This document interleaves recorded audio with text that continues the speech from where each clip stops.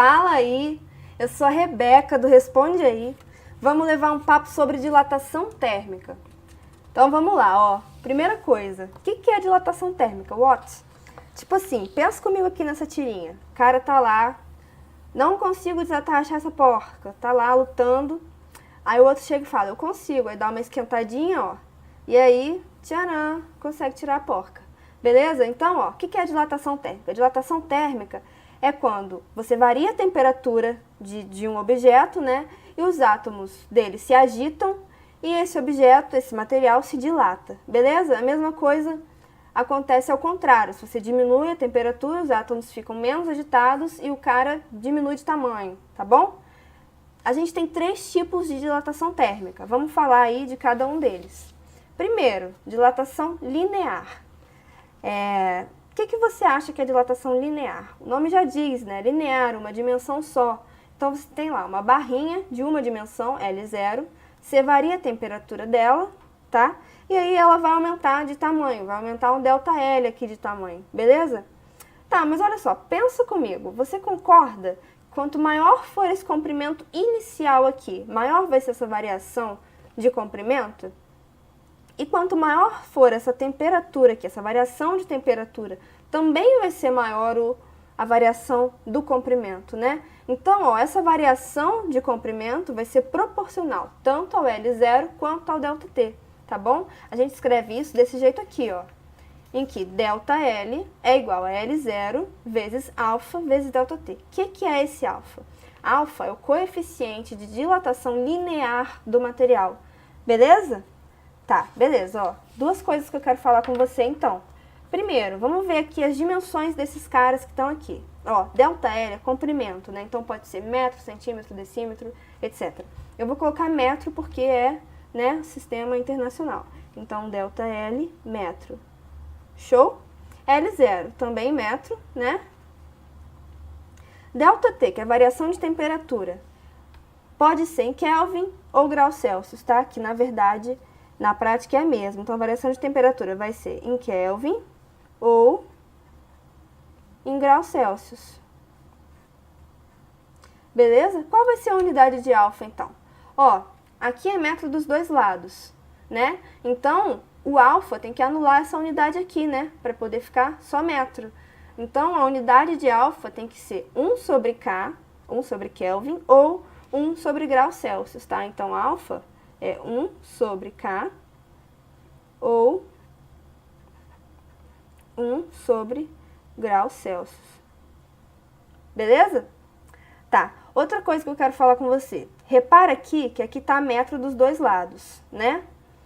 Então, olha só, não é importante que você fique analisando, vou ter que usar metro, vou ter que usar centímetro, vou ter que usar qual unidade. É importante que você use a mesma dos dois lados. Só isso, tá? Porque no final vai cortar. Então, a unidade de alfa não depende da unidade que você usa para o comprimento, tá bom? Tá. Segundo tipo de dilatação, dilatação superficial, muito parecido com a dilatação linear, tá bom?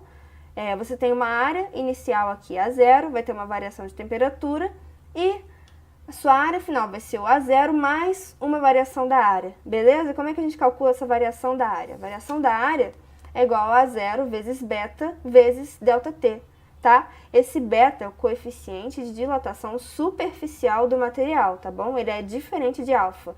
Alfa é para o linear, beta é para o superficial, tá bom? Tá, olha só, uma coisa muito importante, tá? Atenção nisso aqui. Quando eu tiver um furo, o que eu vou fazer? Ó, tenho aqui uma chapa, né? Vario a temperatura dela e ela aumenta de tamanho. Cara, quando eu estudava isso, eu ficava desesperada, porque eu não sabia. Eu pensava assim, gente, esse furo vai diminuir, porque a chapa vai aumentar, né? Então ela vai aumentar pra dentro. Então o furo vai diminuir. Como é que eu calculo isso? Cara, esse pensamento tá completamente errado, tá bom? Você não pode pensar assim. Um material, ele se dilata sempre pra fora, pras fronteiras, tá bom? Então esse furo aumenta de tamanho, tá? Ele não diminui nunca, beleza? Então tenha atenção pra isso. Como que eu escrevo isso, ó? A dica que eu te dou. Faz as contas para o furo como se fosse um objeto separado, tá? Então, essa fórmula aqui que a gente usa para a área, você vai usar para a área do furo, tá bom? ΔA igual a 0 vezes beta vezes ΔT, ok? Tá, então vamos para o nosso terceiro tipo, dilatação volumétrica.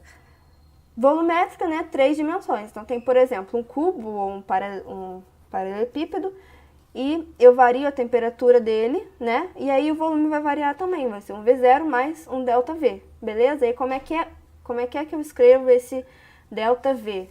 ΔV é igual a V0 gama ΔT, em que gama, nada novo abaixo do Sol, é o coeficiente de dilatação volumétrica do objeto, tá bom? Então, ó, gama, coeficiente de dilatação volumétrico, diferente de alfa, diferente de beta, tá? Não confunda. E aí, ó, e quando eu tiver uma cavidade? Por exemplo, se eu tenho uma esfera e ela é oca, tá? Ela tem um raio externo, Rzão, que é maior que o raio interno, Rzinho, tá? E aqui eu tenho um furo, beleza? Tem uma cavidade. Furo não, né? Uma cavidade aqui dentro. Como é que eu faço, então?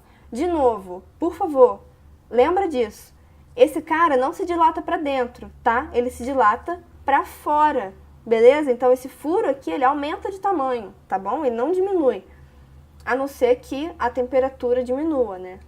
Aí, ó, você vai fazer a mesma coisa pro furo lá da dilatação superficial, fazer as contas para a cavidade como se fosse um objeto separado, beleza? Então, ó, ΔV é igual a V0 gama ΔT, beleza? Vai fazer essas contas aqui pro furo, ver quanto que ele aumentou de volume. Então, ó, recapitulando, dilatação linear, coeficiente de dilatação linear é o alfa, dilatação superficial, coeficiente de dilatação superficial é o beta, e dilatação volumétrica, coeficiente de dilatação volumétrica é o gama, beleza? E aí, ó, uma coisa importantíssima que eu preciso falar com você existe uma relação entre esses três caras, tá bom? Esse beta aqui, ele vai ser igual a 2 vezes o alfa, tá bom? E o gama, adivinha? O gama vai ser igual a 3 vezes o alfa, beleza? Então, alfa linear, beta superficial, gama volumétrica, tá bom? Beta é igual a 2 alfa, gama é igual a 3 alfa. E aí eu posso escrever o gama também em função do beta, né? Eu posso escrever que o gama é igual a 3 vezes o beta sobre 2, porque alfa é igual a beta sobre 2, tá bom? Então, é isso aí. Esse vídeo te ajudou? Responde aí.